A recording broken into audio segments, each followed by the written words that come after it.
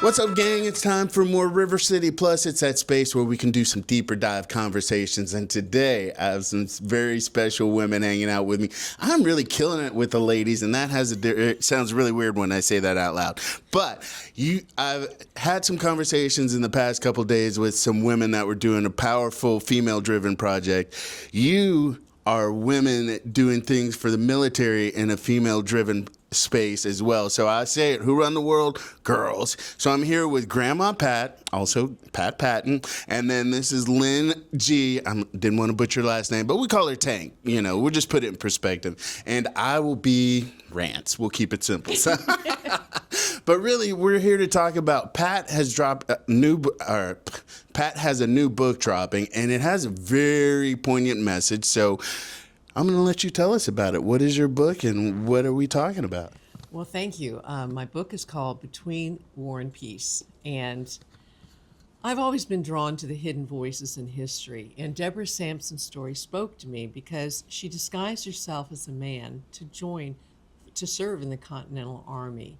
She was America's first woman warrior, and her courage laid the groundwork for women to one day serve openly. And as a Navy veteran myself, I felt a personal connection to her story.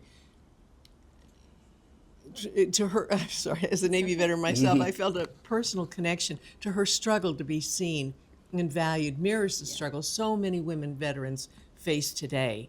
And writing Between War and Peace was my way of honoring Deborah's legacy and shining a light on the strength of women who serve.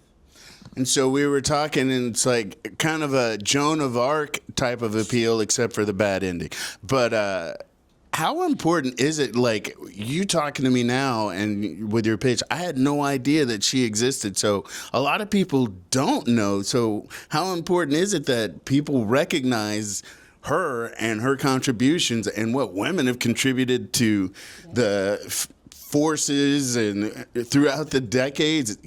Centuries? Yeah, centuries. Yeah. Well, my mission is actually bigger than just telling Deborah's story. I want her bravery to inspire today's women veterans. I'm donating a portion of my book sales to organizations like Hope4Veterans, and I'm partnering with them for events and fundraisers. Every book someone buys helps provide services, support, and a stronger voice for women who serve. It's a way of connecting history to the present and making a tangible difference. Can you give us like a nugget that won't give away the whole backstory? I mean, it's history, so y'all can look it up. But something that people are going to be like, oh my gosh, I had no idea. Well, yes, what happened to her, she actually tried to enlist twice. And the first time, she sort of got caught. And it's really funny how that actually happened because, and this is all true. I mean, these are true, but it is a novel, and I have had to add some fictional characters into it. But a woman was watching her sign the papers, and this was in a pub. They usually did these things in pubs. And the woman was actually sitting there carding wool, and she watched her sign. And Deborah Sampson had a broken finger. So when she signed her name, she held her hand at an awkward angle. And the woman looked at her, and she sees her dressed as a man, and she's thinking, that's Deborah Sampson, I'm sure of it. Well, the next day, and she didn't say anything. Well, the next day, they were supposed to muster all the new recruits. Well, the new recruit named Timothy Thayer, aka Deborah Sampson, didn't show up. So they came looking for her, including the grandmother. And so she went and hid in the forest, basically she spent the day in the forest, but they finally caught up with her. And she denied everything vehemently. So was it illegal or something? Oh, totally. She could have gone to jail. Oh. She could have been whipped. A lot of things could have happened to her. It was totally, not only was it a crime to dress as a man, but it was a crime to fraudulently try to enlist in the Army as someone else. So it was two crimes. And other women had been caught and paraded through the streets wearing signs that's, imposter, and then, they could be flogged. put in jail. All sorts of things would have happened to him.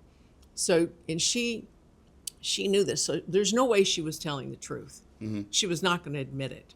Well, then what happened was she's in a pub in Sproat's Tavern, and these places still exist today, which is extraordinary. I've been there to see them.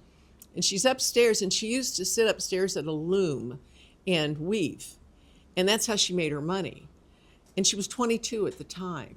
And she's hearing these guys down below talking about her, and it really makes her mad. Now, she wore a whip that she had made, and she carried this whip with her always. And so she goes down the stairs, and she cracks the whip in front of the table where these 4 guys are, scares the living daylights out of them, and tells them to stop spreading lies about me. So then she leaves, and she goes home. A week later, she gets a letter from her mother. Married one. Oh, her mother had signed a paper that basically sold her. She had been an indentured servant from the age of 5 because she was in poverty. But both of her great-grandparents on both sides, maternal and paternal, both came over on the Mayflower. She was actually like a kind of royalty, really, but they were penniless.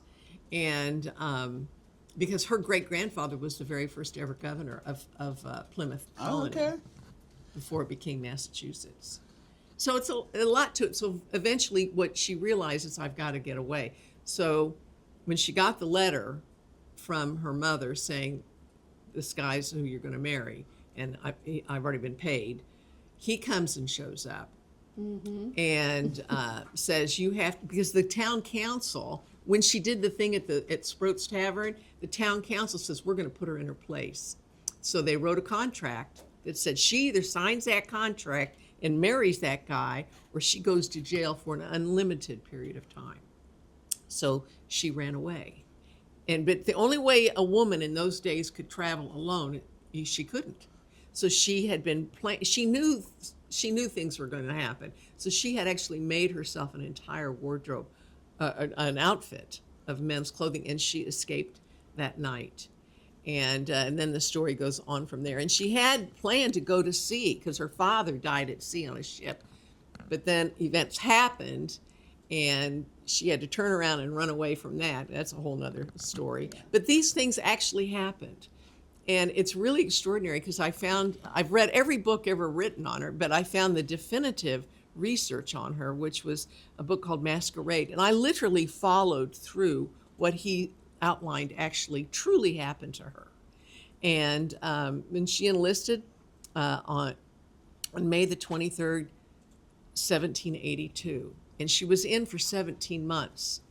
And they thought she was dead at the end and threw her body on a heap of corpses, and they were going to go bury her. Well, she started to gurgle. And the woman that had declared her dead goes to get the doctor and says, I think he's alive. The doctor looks, nah, he's dead. Gurgles again. Now, you don't gurgle twice if you're dead. Right. There's a death rattle and there's done. Definitely, that death rattle. I mean, no. But, so the doctor comes, sticks his hand down her shirt and feels the bindings because she bound her breast, and realize it's a woman, so it goes on from there. But it's really extraordinary what all happened to her. You got me. This is a movie in the making, because I was like, this just got super deep. Yeah, okay. It's totally, in fact, I wrote it as if it was a movie, because that's how I saw it. Mm-hmm. So, yeah, one day I'm hoping that it will be a movie. Marketing. So Lynn, Hope4Veterans, you and I have met before, and you guys have a tie, and she's definitely showing some support for you. You guys are doing a lot for women in the military or women with those affiliations. So how important is it that books like these are showcasing women? And then how is that benefiting you guys being able to help women as we move forward now? Well, you remember the last time we met was the mask, which was the interior, exterior of the mask. And so with that process, hearing your voice. So when I read half of her book, I haven't gotten through the whole thing yet, half of her book, the big thing that emphasizes is the equal, women and men being equal in the military and having that voice and just the way she goes through the process. And today we still sometimes struggle with that. I see a lot of, especially military women that we work with mental health, with military sexual trauma, with PTSD, post-traumatic stress, all those things. So we see a lot of that, and that's why we went into therapeutic art. So we could go and, to express their, voice, because a lot of them lost that voice. So, and it's not just, it goes beyond that. It goes with the VA benefits. It goes with disability benefits. It goes with all that stuff, because it can be stressful going through that process. And having that sister beside you and having those voices, because if you don't have that confidence and you feel, left out or isolated, it's tough. It's tough going by yourself doing that. And so as a story unfolds with hers, yes, she did it herself and found her voice herself, but because she had to.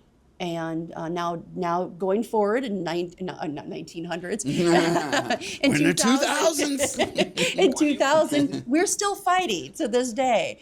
But in the same thing, we're still, look at what's happening today. I'm not going to go into it, the government shutdown and all those things. But, and we're still sticking together as collaboration, as team, and it's not just our organization. There's so many organizations out there fighting for women, the voices, supporting each other. And so for Hope4Veterans, the first thing has been therapeutic art and writing. We're expanding that. Next year, there's a lot of things going on. With a couple grants that we have received. But we've also connected with other foundations, like Recycled Ride, giving women vehicles, and low-income housing that we're collaborating with next year. We have an account with them, a contract with them right now. So there's a lot of things going in the works that are happening. But again, the biggest point of it is I have to go off of Pat, because Pat came to us how many years ago? 23 and 23. So 23. She's been with 2020. I was like 23 years ago. Whoa. 23. September. Oh, see, she's exact. So she came to us, and I have to tell the story. Sorry, Pat. Pat came to us. No, you're good. You're good. So Pat, and I'm just going to say briefly. So Pat came to us. She lost her husband a year ago. I think it was that same year, in January of 23. So, and I'll just say she lost her way for a while. And as she came to our organization, and it's not just our organization, it was other organizations also. She came to our organization, and going forward, she's found herself, she's found her voice. She's even, went to Massachusetts, New York? I forgot where you went. Oh, yeah. And, to write the book. I went to New York for 6 weeks because I needed to do some more research, and I did that in September of 20. Well, I guess yeah, I did that in September of 24.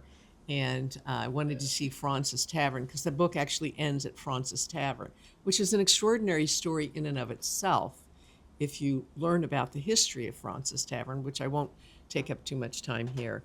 But yeah, and what happened was I was going to be traveling around the country.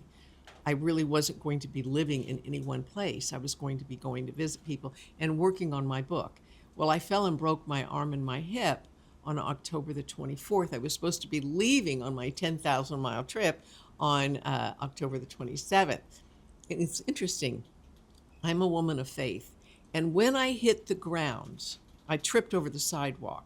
When I hit the ground and I heard the crack, my bones crack. Mm-hmm. And luckily, I have osteoporosis. Luckily, my bones didn't shatter. And I hit the ground, and I knew instantly. I said, okay, thank you, Lord Jesus. I see you're turning my life in a whole new direction, and I'm excited to see where it's going to take me. And I healed very, very quickly, beyond what anybody thought. I mean, I was walking everything within a week. Nothing stopped me. And when I went to have the stitches taken out, the doctor says, no one's ever come here from a nursing home without being on a walker, in a wheelchair, or on a cane. And the aide that came with me, she said, oh, no, honey, this woman doesn't need anything. She is totally independent. So talk about the voice, huh? Determination? Well, I think what I would like people to learn from this is that women have always been a part of America's struggle for freedom, even when they had to do it in disguise. And today, women veterans are still struggling and fighting for recognition, equality, and support. And my message is simple. Courage knows no gender. And when you support women veterans, you're honoring a tradition of service that goes all the way back to the Revolutionary War. And we're coming full circle. I like it. All right, so the book actually drops Veterans Day. Yes. So where can people get it? They can get it on Amazon and Barnes & Noble, but it's actually available for pre-order at the moment until November the 11th. Then you can just go live. And I'd appreciate if you read it, please write a review or something, write a testimonial just to let me know what you think. And it's great. You can do that on Amazon and on Barnes & Noble. So if people, do you have like a website where people can touch base with you and see what you're doing? Yes, well, I have Pat Patten, author, on Facebook, and I have Patten's Point, which is a Substack, and I'm sending out newsletters. But it's probably best if people connect with me on Pat Patten, author. That's Patten, author. That's easy. On Facebook, yeah. That's easy. A lot of teeth. Well, a lot of people think it's O-N because the general is O-N. But my husband's British, so it's Ian. The E-N is the English version. The O-N is the American version. It's always got to be complicated. History. I love history. And then hit them up with some of the Hope for Veterans. Oh, so on the website is the www.hope4Veterans with an S.org, and then you can always follow us on Hope for Veterans on Facebook, especially in the time of need. We love to support other organizations where there's a lot of food pantries coming through and stuff like that. So it's all about what we can do to support our military women veterans. We do also support our spouses also. Awesome. Support your locals, women, military, all of that. So thank you guys for spending time with me. I'm that history geek, and all of that was just feeding all of that. So I appreciate that. You're gonna buy my book. I can't just get a signed copy for free. Nah, we'll talk about it. But so yeah, support your locals doing some big things. And yeah, I say it, who run the world? Girls. So we will be doing more plus in the near future. Stay tuned for that. In the meantime, you can catch us Monday through Friday at 9:30 for River City Live.